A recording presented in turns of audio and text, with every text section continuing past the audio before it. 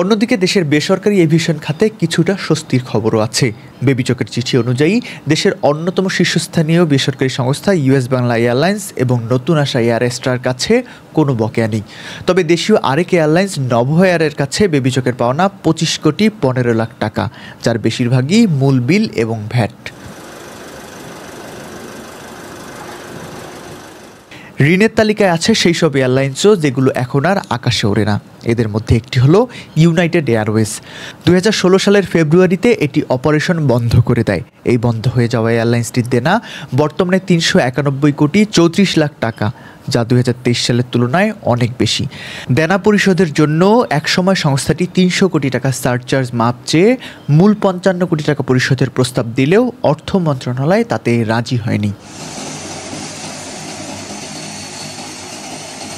আরেক সাবেক এয়ারলাইন্স হলো জিএমজি এয়ারলাইন্স, যারা 2004 সালে আন্তর্জাতিক রুটে ফ্লাইট শুরু করেছিল এবং 2012 সালে বন্ধ হয়ে যায়।